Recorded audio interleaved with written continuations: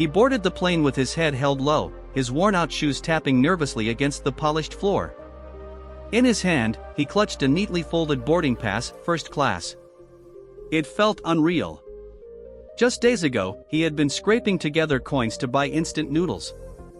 And now, thanks to a last-minute upgrade gifted by a charity organization for underprivileged students, he was flying first class to New York to begin a full scholarship at Columbia University.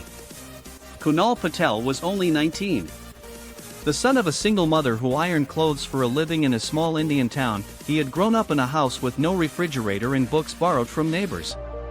Every night, while others slept, he studied under the dim light of a borrowed lantern.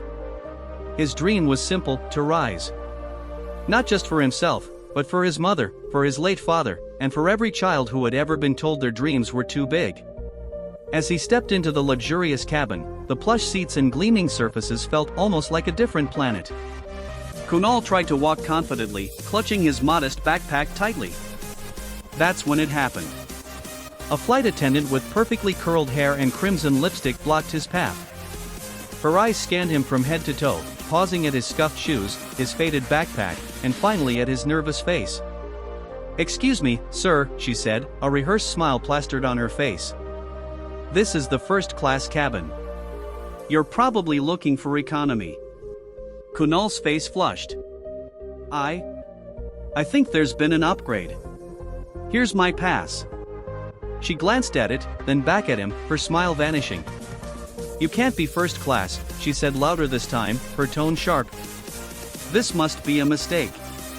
Passengers nearby turned to look. Some raised eyebrows. Others smirked. Kunal stood frozen, his hands trembling slightly. Just then, a firm voice interrupted. "Is there a problem here?" Everyone turned. An older man in a tailored suit stepped into the cabin.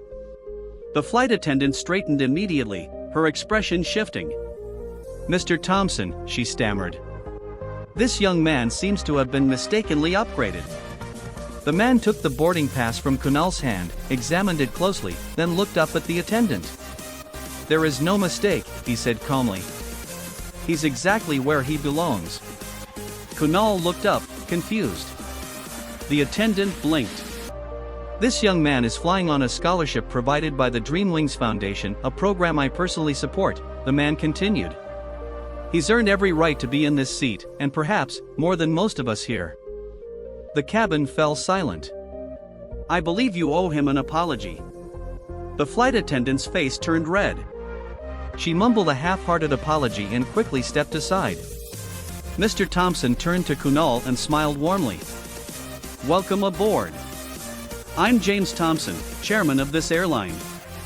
Make yourself comfortable. And if you need anything, don't hesitate to ask." Kunal sat down slowly, his heart pounding. The leather seat cradled him like a throne he never thought he'd sit on. Across the aisle, a woman in pearls gave him a smile that wasn't pity, but respect. The flight took off, but for Kunal, something even greater had taken flight: his self-worth. He realized that the way people look at you doesn't define who you are. He wasn't just a poor boy from a forgotten town anymore. He was someone who had earned his place, who had climbed mountains with blistered feet and made it to the sky.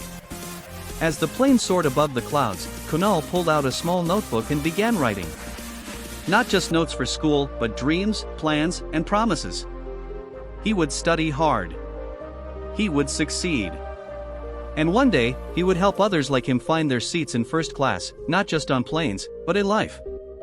Because sometimes, all it takes is one person to believe in you and one moment to remind the world that greatness doesn't come dressed in designer suits. It comes with heart, humility, and the courage to rise above.